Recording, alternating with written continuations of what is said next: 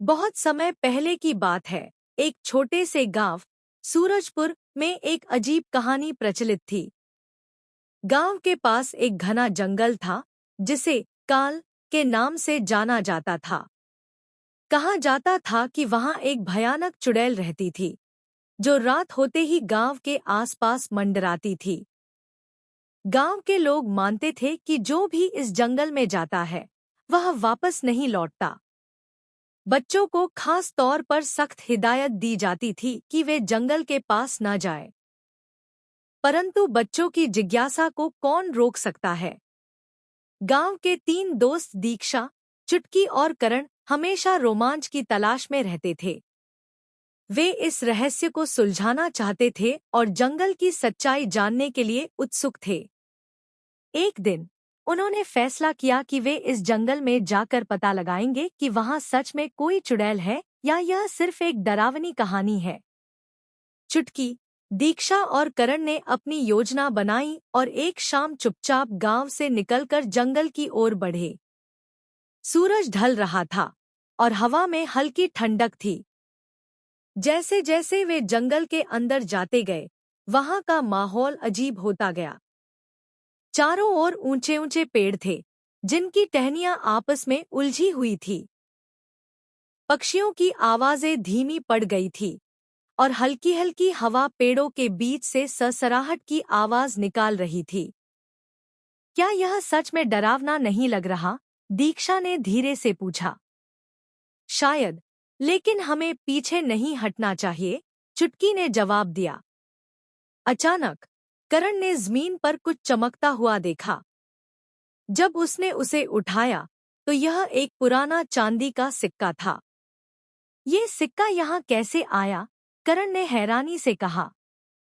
शायद यह किसी और चीज की तरफ इशारा कर रहा है, चुटकी ने सिक्के को ध्यान से देखते हुए कहा। जैसे ही वे आगे बढ़े, एक पुरानी हवेली उनके सामने आ गई। हवेली टूटी फूटी और भयावह लग रही थी। तीनों दोस्तों ने हिम्मत जुटाकर हवेली के अंदर कदम रखा। अंदर घना अंधेरा था, लेकिन एक कोने में एक पुराना लालटेन जल रही थी। कोई यहाँ रहता है? दीक्षा ने फुसफुसाकर पूछा। अगर कोई होता तो अब तक हमें देख चुका होता, चुटकी ने कहा। हवेली की दीवारों पर अजीब चित्र थे। कुछ में बच्चों के चित्र थे जो डर के मारे रो रहे थे, और कुछ में एक लंबी सफेद साड़ी पहने और उलझे हुए बालों वाली महिला थी। उसकी आंखें लाल थीं। ये तो वही चुड़ैल लगती है जिसके बारे में गांव वाले बताते हैं, करण ने घबराकर कहा। अचानक आवाज आई, तुम यहाँ क्यों आए हो? तीनों के रोंगटे खड़े हो गए, लेकिन वहां कोई नहीं था। शायद हमें यहाँ से निकल जाना चाहिए, दीक्षा ने कहा। लेकिन चुटकी को कुछ अलग महसूस हो रहा था। उसे लगा कि यह चुड़ैल बुरी नहीं, बल्कि कुछ कहना चाहती है। उसने हिम्मत जुटाकर पूछा, तुम कौन हो? कुछ पल के लिए सन्नाटा छा गया। फिर एक धीमी आवाज आई, मैं सारंगी हूं। हवा में एक हल्की चमक दिखाई दी। एक पुराना चित्र जीवित हो गया और उसमें दिखने वाली औरत ने बोलना शुरू किया। बहुत साल पहले मैं इस गांव की सबसे अच्छी कथावाचक थी। बच्चों को कहानियां सुनाना और उन्हें हंसते हुए देखना मेरी खुशी थी। लेकिन गांव के कुछ लोगों ने मुझ पर झूठा आरोप लगाया कि मैं जादूटोना करती हूँ। एक दिन उन्होंने मुझे इस हवेली में बंद कर दिया और आग लगा दी। मैं जल गई, लेकिन मेरी आत्मा यहीं अटक गई। अब लोग मुझे चुड़ैल कहते हैं, लेकिन मैं किसी को नुकसान नहीं पहुंचाना चाहती।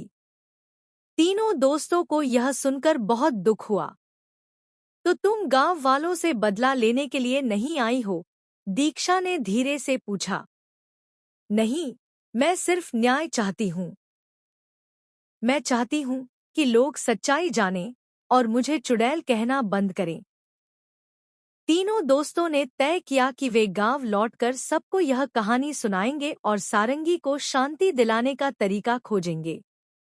अगली सुबह वे गांव के मुखिया के पास गए और सारी बात बताई।